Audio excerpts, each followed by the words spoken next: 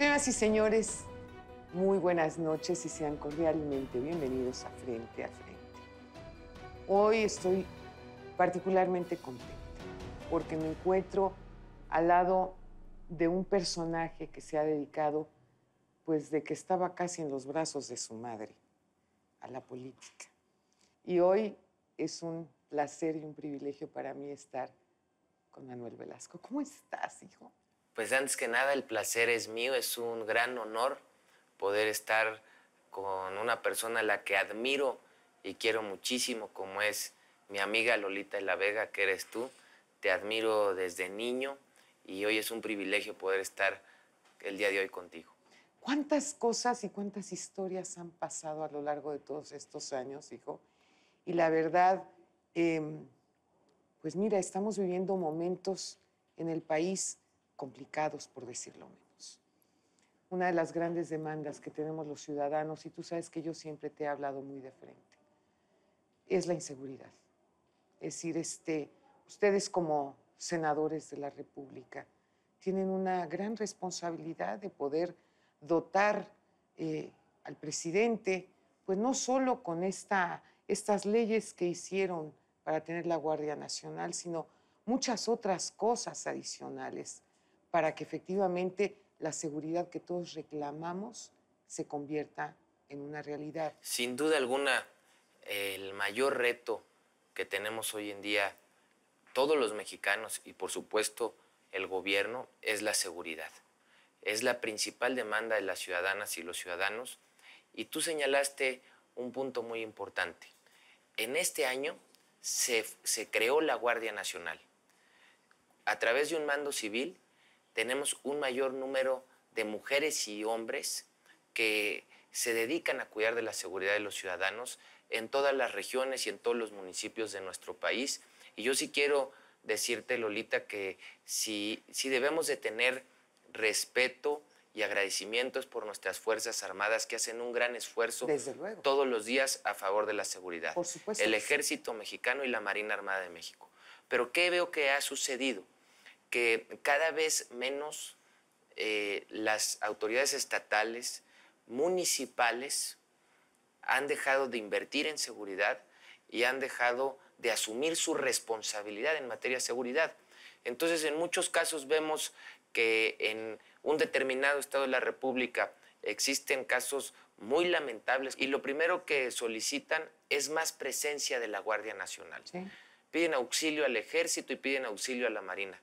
¿Y dónde están las policías estatales? Sí, ¿dónde están los gobernadores? ¿Dónde están las policías municipales? Porque no le podemos cargar toda la responsabilidad a la Guardia Nacional. Pero los presidentes municipales dicen que no tienen recursos.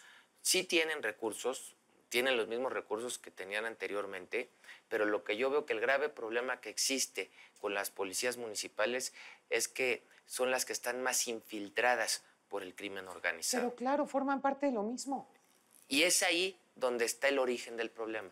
Entonces, lo que yo creo que es fundamental no solo es legislar más en materia de seguridad, que por supuesto es nuestro deber como senadores de la República, pero ya se dio un paso importante este año con la Guardia Nacional, sin duda fundamental. Sí, sí. Sino lo que yo veo es que hace falta una mayor coordinación con las policías municipales, las policías estatales y con el gobierno de la República, en donde exista un mayor control desde el origen, que es la policía municipal, con las policías estatales y con la Guardia Nacional, para que no todo recaiga en la Guardia Nacional y que pensemos que la Guardia Nacional, por el simple hecho de haberse fundado, va a resolver todos los problemas del país en materia de seguridad, que sin duda alguna son muy preocupantes. ¿Qué falta entonces para poder cerrar la pinza? Para mí es muy claro. Para mí tiene falta mayor coordinación con las policías municipales, estatales, con el gobierno de la República.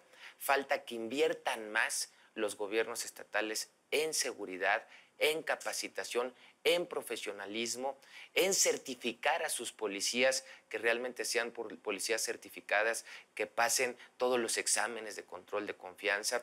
A su vez, lo mismo las policías municipales. Yo quiero decirte que en lo personal estoy a favor del mando único. Eso es. Estoy a favor del mando único para que las policías municipales, las estatales, con las del gobierno de la República, tengan una misma directriz. Mientras no hagamos eso, y ese es donde podríamos entrar en un segundo debate ya en la legislación en materia de seguridad, donde nosotros como bancada y en lo personal estamos a favor del mando único. Una de las cosas que a mí me llamó muchísimo la atención recientemente fue lo que se suscitó en tu estado, en el estado de Chiapas, cuando venía pues esta migración, estas caravanas inmensas, en donde tú y yo sabemos que realmente no existe la frontera, porque nada más cruzan el río y ahí están los guatemaltecos. No, sí existe la frontera. Pero pues pasan como Pedro por su casa. No, mira, yo quiero decirte que yo aquí apoyo la postura del presidente Andrés Manuel López Obrador, porque el origen es un problema social. Sí. Entonces, evidentemente, como tú lo acabas de señalar, y cuando estuve yo en el gobierno me tocó, vinieron miles de migrantes, principalmente de Centroamérica. Sí, sí, sí, claro. Pero luego empezaron a llegar de otros países, incluso de África y de otros países, pero principalmente de Centroamérica, y emigran de sus países por falta de oportunidades en sus países. Entonces, ahí es donde tiene que haber una mayor coordinación con los gobiernos de El Salvador, con los gobiernos de Guatemala, porque nosotros no podemos, Lolita, estar señalando al gobierno de Estados Unidos por construir un muro. Claro. Y por el trato que se le dan a nuestros connacionales que viven en los Estados Unidos, y nosotros no tener una política humanista. Sin duda. Con nuestros hermanos migrantes que visitan nuestro país y que entran a nuestro país. Y que históricamente han sido muy maltratados, ¿eh? Y que históricamente nos ha unido. Nosotros nuestro país tiene más de 1,100 kilómetros de frontera, principalmente con Centroamérica. Sí, claro. Y lo que tenemos que hacer es tener una mayor coordinación y enfocarnos en tener una frontera que respete los derechos humanos, en primer lugar, pero sí, una cosa es que tengamos una frontera que respetemos los derechos humanos, pero que exista orden claro, con las personas que ingresen a nuestro país. Sobre todo porque llegaron muchos que ni siquiera tenían una identidad, es decir, no contaban ni siquiera con acta de nacimiento, con ninguna identificación. Bueno, tú trata de cruzar Estados Unidos en esas condiciones. Fue un tema que incluso se generó esta amenaza del gobierno de los Estados Unidos de imponer aranceles si no se tenía un mayor control. Y yo quiero reconocer al gobierno que logró tener un mayor control y hoy no es tema. No se impusieron esos aranceles porque se logró contener, porque sí, hace un año este tema empezó a brotar con mayor fuerza en septiembre. Con Enrique Peña Nieto. Octubre del año pasado, y fue creciendo, pero ya hoy en día se está teniendo un mayor control.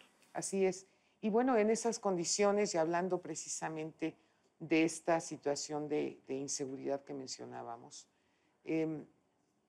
pues está de alguna manera presente en todos los periódicos, en todos los programas de radio y televisión, en todas las mesas de debates, por supuesto, aquí en el Senado, en la Cámara de Diputados, en todas partes, el tema de terrorismo.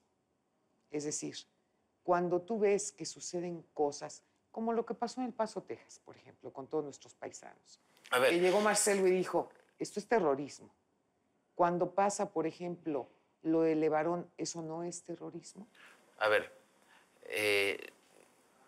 la postura que han lanzado de intervención a nuestro país, nosotros siempre vamos a estar a favor de la colaboración. Eso es. Que exista una colaboración, que exista una coordinación para hacer un frente común en contra del crimen organizado. Pero no vamos a estar a favor del intervencionismo en nuestro país. Bien. ¿Cuál es la diferencia entre una cosa y la otra? Bueno, que tenemos que respetar la soberanía de nuestro país. Y nosotros somos un país soberano y sí tenemos que tener una mayor colaboración con el gobierno de los Estados Unidos para hacer un frente común con el crimen organizado de manera coordinada, pero no que ellos puedan entrar a nuestro país sin avisar y realizar acciones. O sea, que todo sea de acuerdo. Todo pues. sea de acuerdo, de manera coordinada y con una colaboración mutua. Yo quiero preguntarte, para cerrar esta entrevista, algo que siempre me ha llamado mucho la atención de ti. ¿Cómo logras ponerte de acuerdo con todos los partidos políticos? ¿Cómo logras tener esa presencia, ese reconocimiento, esa solidaridad, esos amigos a lo largo de tu historia dedicado a la política, en donde yo nunca he visto que realmente te pelees con nadie y que todo mundo habla excelentemente bien de ti, porque igual te llevas con los priistas, que con los panistas, que con los perredistas, que con los morenistas. Es decir, eres una muestra fiel de lo que representa saber hacer política. Te agradezco mucho tus comentarios generosos. Tú conociste a mi abuelo, claro, que en paz descanse, al doctor Manuel Velasco Suárez. ¿A tu tío? A mi tío Manuel Camacho. Claro. Los dos fueron grandes amigos tuyos. Sí. Mi padre murió cuando yo tenía 7 años de edad y gran parte de mi formación y de mi vida estuve muy cerca de mi abuelo, que en paz descanse, el doctor Velasco Suárez, y precisamente lo que él siempre me dejaba muy claro es que en política nada es personal, que la lucha no es entre hermanos, la lucha no es entre mexicanos, que debemos de privilegiar siempre los acuerdos, el diálogo en favor de los objetivos y de las causas comunes. Habrán cosas en las que nos podemos poner de acuerdo y habrán cosas en las que no, pero nunca debemos de tomarlo de manera personal. Y así lo he practicado desde que nos conocimos hace muchísimos años. Ya en esa ocasión iba yo, me recuerdo muy bien, que cuando yo iba a tu programa iba yo a ser diputado local. Sí. Luego fui a tu programa cuando iba a ser candidato a diputado federal. Sí. Luego cuando fui senador en el 2006. Claro. Y luego como gobernador del estado y ahora otra vez como senador. Entonces, esa es la vocación que nosotros tenemos, los principios que nosotros tenemos de buscar siempre los puntos de coincidencia y no de divergencia. Eso es fundamental. Y bueno, yo quiero despedir este programa y decirles a nuestro auditorio que se van a morir de la envidia, pero yo me voy a ir a comer un tamalito de chipilín con el senador Manuel Velasco. Mientras tanto, no se pierda nuestro próximo programa, México vive tiempos de cambio, tiempos de dar la cara, tiempos para hablar frente a frente.